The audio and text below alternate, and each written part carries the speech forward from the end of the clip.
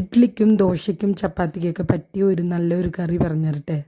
അത് നമുക്ക് ട്രൈ ചെയ്ത് നോക്കാം. അതിനാവശ്യമുള്ളത് സവാള, ഉണക്കമുളക്, വെളുത്തുള്ളി, തക്കാളി, ഇഞ്ചി, കറിവേപ്പില, ചെറിയ ഉള്ളി. ഇതാണ് ആവശ്യമുള്ളത് നമുക്ക്. ഇതിപ്പോൾ എങ്ങനെ ചെയ്യുമെന്ന് ഞാൻ കാണിച്ചു തരാം.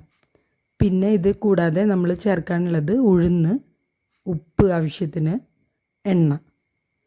ഇതൊക്കെ നമ്മൾ റെഡിയാക്കി എടുത്ത് വെച്ചതിന് ശേഷം അടുപ്പത്ത് ഒരു ചട്ടി വെച്ചിട്ട് അതിൽ എണ്ണ ഒഴിച്ച് കൊടുക്കുക. എണ്ണ നന്നായി ചൂടായതിന് ശേഷം സിമ്മിൽ വെച്ചിട്ട് ചെയ്താൽ മതി, അല്ലെങ്കിൽ കരിഞ്ഞ് പോവാൻ ചാൻസ് ഉണ്ട്. അതുകൊണ്ടാണ് ഉഴുന്ന് ഇട്ട് കൊടുക്കുക. ഉഴുന്ന് നന്നായി മൂപ്പിക്കുക, ഗോൾഡൻ ബ്രൗൺ കളർ വരുന്നത് വരെ. അങ്ങനെ ഗോൾഡൻ ബ്രൗൺ വന്നു കഴിഞ്ഞാൽ നല്ല സ്വാദുണ്ടാവും അതിന്. അപ്പോൾ ഗോൾഡൻ ബ്രൗൺ വരുന്നത് വരെ നന്നായി വറുക്കുക. അതിന് ശേഷം അതിൻ്റെ കൂടെ നമുക്ക് ഇഞ്ചി ചേർക്കാം.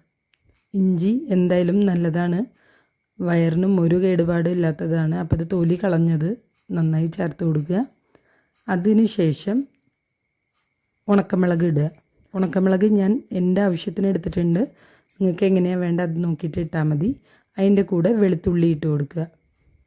വെളുത്തുള്ളി നന്നായി ഗോൾഡൻ ബ്രൗൺ വന്നതിന് ശേഷം ചെറിയ ഉള്ളിയും അതിൻ്റെ കൂടെ സവാളയും ഇട്ട് കൊടുക്കുക. എന്നിട്ട് കുറച്ച് ഉപ്പിടുക. അപ്പോൾ വേഗം ഒന്ന് വെന്ത് കിട്ടാൻ വേണ്ടിയിട്ടാണ് ഉള്ളി. ഇത് നന്നായി മൂപ്പിക്കുക.